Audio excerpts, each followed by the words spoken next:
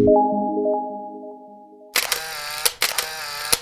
faut dire que cet atelier vient à son heure parce que c'est un atelier de renforcement des capacités des techniciens du ministère des Finances relativement à la taxation des produits du tabac et des alcools. Donc cet atelier de renforcement de capacités, je rappelle, l'initiative de la Banque mondiale, du Fonds monétaire international et de la CEDEAO, regroupe les acteurs, disons, des pays membres de la CEDEAO, les inspecteurs des impôts et des domaines, les inspecteurs des douanes, pour les aider à leur donner les outils nécessaires pour mieux appréhender, disons, les droits d'assises relatifs aux produits du tabac et des alcools au niveau de la CEDEAO. Que ce soit le Sénégal ou les pays membres de la CEDEAO, il faut dire que nous avons au niveau de la CEDEAO une directive, au niveau également de l'UEMOA des directives. Donc le Sénégal a implémenté ces directives dans sa législation interne, c'est-à-dire le Code général des impôts. Le tabac est taxé ainsi que les alcools également sont taxés. Aujourd'hui, le Sénégal, quand vous avez suivi l'atelier et les projections, les droits d'assises, je rappelle, c'est pour combattre les externalités négatives liées à la consommation des produits du tabac et de l'alcool et protéger surtout les couches vulnérables que sont les jeunes.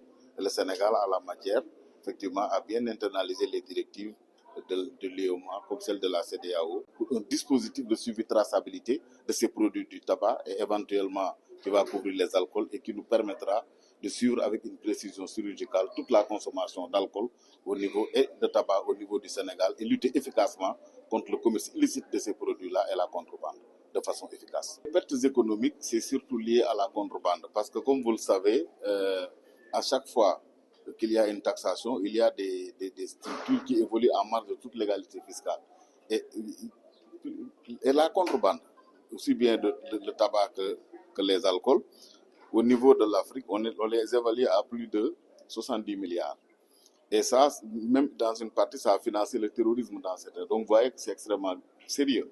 Donc, c'est pourquoi, pour lutter contre cette contrebande-là, l'arme la plus efficace, c'est effectivement le système de traçage de ces produits-là, couplé maintenant à une taxation pertinente. Et c'est laquelle taxation épuisée des directives communautaires. C'est tout le sens de cet atelier-là, qui a essentiellement pour ambition d'harmoniser la directive CEDEAO et UEMOA, parce qu'il fallait effectivement voir dans quelle mesure ces deux directives peuvent être harmonisées pour permettre un peu au pays d'avoir une application coordonnée de ces directives-là. Parce que ça ne sert à rien pour des pays frontaliers d'avoir des taxations totalement différenciées. Cela, effectivement, participe, bien entendu, à développer la contrebande. C'est pourquoi, comme vous l'avez bien suivi, l'objectif de l'atelier, c'est de faire en sorte que tous les pays de la CEDEAO puissent avoir une taxation, aussi bien en matière de droit d'assises, tabac comme alcool, d'avoir une taxation coordonnée et harmonisée pour éviter effectivement, comme je le disais tantôt, cette contrebande-là. Je le disais tantôt, l'objectif premier, c'est de lutter contre les externalités négatives liées à la consommation de ces produits-là.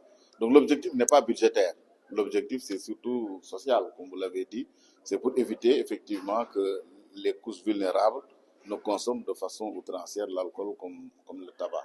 Donc comme vous voyez, l'OMS, à travers la Convention cadre, notamment l'article 6 de la directive, l'OMS recommande qu'on utilise le levier fiscal pour effectivement pour aider la population, disons, pour dissuader la population à consommer effectivement l'alcool ou bien la cigarette. Donc vous voyez que la fiscalité est une variable décisive pour lutter contre la consommation abusive d'alcool et également de tabac au niveau de l'espace CEDEAO. Donc le Sénégal, comme je l'ai dit tantôt, a internalisé ces directives-là. Et aujourd'hui, quand vous voyez le Code général des impôts, le tabac est taxé à 65%. L'alcool, nous avons une taxation ad valorem.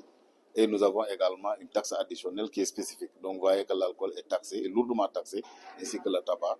Et également, nous avons en gestation ce qu'on appelle un projet d'arrêté, qui est de l'arrêté déjà signé, pour un dispositif de suivi traçabilité de ces produits du tabac et éventuellement qui va couvrir les alcools et qui nous permettra de suivre avec une précision chirurgicale toute la consommation d'alcool au niveau et de tabac au niveau du Sénégal et lutter efficacement contre le commerce illicite de ces produits-là et la contrebande de façon efficace.